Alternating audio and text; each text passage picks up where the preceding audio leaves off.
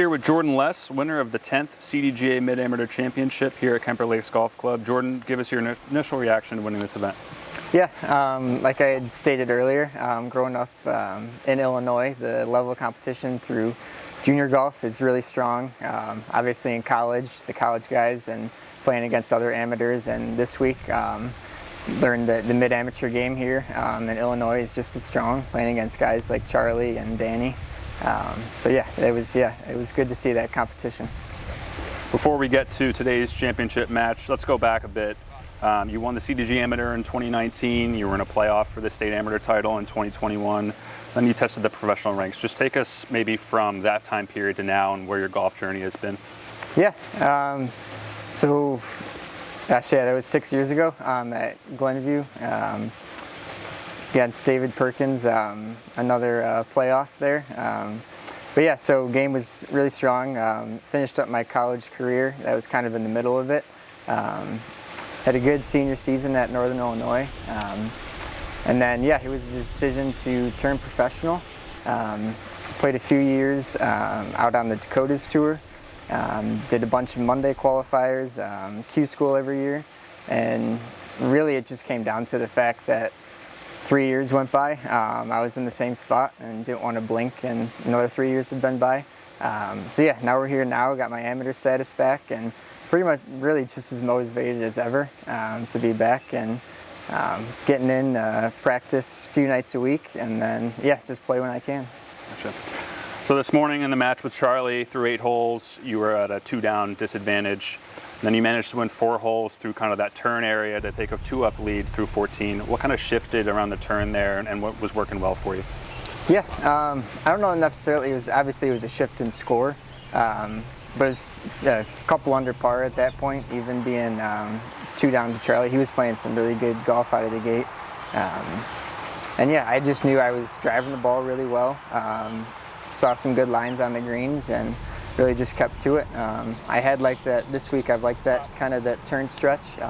So I just knew just to kind of stay patient. Charlie then wins 15, the par 5 there, and then a tie on 16. You ultimately hit your tee shot on 17 in the water. Talk about the club selection process there with the win, and what was kind of the decision process for you at that point? Yeah, so on 13, I hit 6-iron from, that was a 206 pin, and this pin was 196.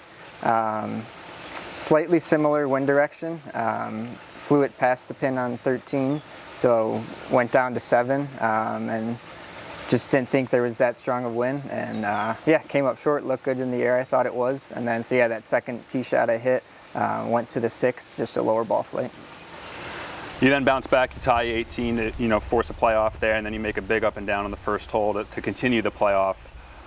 Take us through kind of that stretch. You're a little wayward off the tee on the first playoff hole. How were you able to kind of bounce back from that?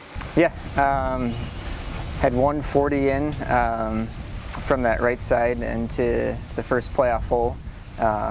Picked a good club selection, just pulled a little into the bunker. Great lie. Not that it was a standard up and down in that sense, but it was a good lie, like a 10-15 yard bunker shot. So just saw it in my head, just kind of chasing out there, and luckily put it into tapping range. It was good. Even going back to earlier this week, yesterday in particular, it seemed like you had the putter working well this week. Talk about that part of your game, and if you've been working on it, or we've seen you with the long putter as well. Just talk about your putting game. Yeah, so won the, back in 2019, won with an arm lock. Currently using a broomstick. It's been a game changer, to say the least.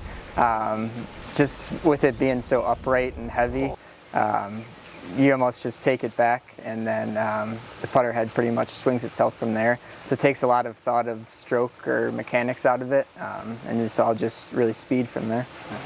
Lastly here, you've become the first person to now win the CDGA Amateur and the CDGA MidAmateur. How does your time as a professional, your college career, how does that all play into how your golf journey has culminated here at this win?